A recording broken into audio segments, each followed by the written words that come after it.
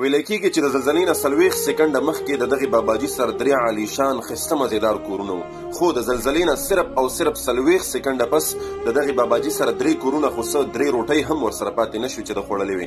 کمې 3 روټۍ چې تاسو په تصویر کې ښکاري چې په لاس کې نیولې دي دا هم ورته د بل چا د طرف نه خیراتي میلاو شوي دي. ګورئ په ترکو د الله رب العزت خپل خصوصي رحم وکړي. په شام، په لبنان، په سوریا دغلته چې څومره مسلمانان دي دا وخت په هغې باندې تکلیف راغلی، په دغه مصیبت کې راګیر دي، الله جل شانه دې په دې باندې خپل خصوصي رحم وکړي. دې دپاره موږ دعا ګویو. خو په دغه یوه لمحه کې، په دغه یوه لحظه کې موږ تاسو دپاره ډېر غټ عبرت پروت دی مسلمانانو ورونو. هر هغه مسلمانان چې دا وخت محفوظ دي، په دغه آفت کې نه دي راغلي، بچ دي، الله ساتلي دي. د دغې حالاتو نه، د دغې وختونو نه تاسو عبرت واخلئ. دا زموږ ستاسو دپاره عبرت دی.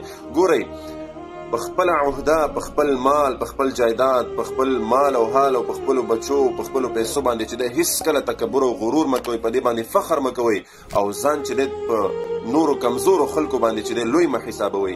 دا یاد ساتئ قسم بالله د الله دا رانیول د الله پکړ دومره سخت دی.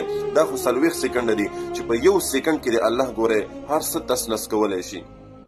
قرآن کې الله فرمایي ان بطش ربک لشدید، وایي بېشکه ستا د رب پکړ، ستا د رب رانیول دا ډېر سخت دي.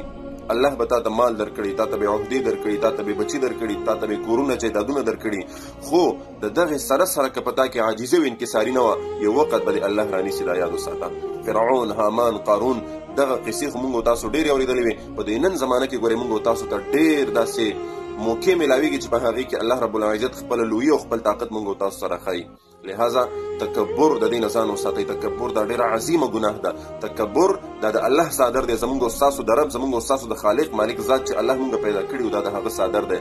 بیا چې کله یو بنده به صحیح تکبر به صحیح غرور به صحیح، خو بنده ډېر کم عقل دی چې بنده بعضې ټایم تکبر کوي. بیا چې کله یو بنده تکبر کوي دا د خپل رب نه صادر راکاږي، د هغې رب نه چې هغه رب دی پیدا کړی، دغه مال حال جایداد یې ورته ورکړی دی. نو څومره یوه عظیمه ګناه ده. په هر حال کې عاجزي کوئ، انکساري کوئ. څه چې الله درکړي دي په دې باندې شکر وباسئ او په دغه مالونو او جایدادونو کې چې دی د غریبانانو د عاجزه خلکو حصې کوئ. نو انشاءالله دغه مال حال به الله ستا نصیب کوي او الله به په دې کې درته برکت اچوي. خو که کله تا په دغې مال حال باندې تکبر وکړو، غرور دې وکړو او ځان ته دې لوی وکتل، فخر دې وکړو، نو بیا ګورئ د الله رانیول ډېر سخت دي. 40 سکنډ ما تاسو ویله ډېر زیات دي. په 1 سکنډ کې به د الله د بره نه لاندې راوغورځئ. الله دې زموږ او ستاسو د ایمان حفاظت وکړي، د تکبر غرور نه دې الله موږ محفوظ وساتي. د شام او د سوریا د لبنان په مسلمانانو دې الله خپل خصوصي رحم وکړي. السلام علیکم ورحمة الله وبرکاته. که تاسو خپل آنلاین قرآن او دینی علوم زده کول غواړئ او یا خپلو بچیانو کشرانو ته په خپل کور کې په خپله نګرانۍ کې آنلاین د قرآن حفظ، ناظره، تجوید، قاعده، مسنون دعاګانې، د اودس، د غسل مسائل، څومره چې دینی مسائل دي دا ور زده کول غواړئ، نو همنن زموږ په دې بیت العتیق آنلاین قرآن اکیډمۍ کې ایډمیشن وکړئ، داخله وکړئ. تاسو که د دنیا په هر ګوټ کې، په هر ځای کې همنن زموږ په دې اکیډمۍ کې داخله وکړئ.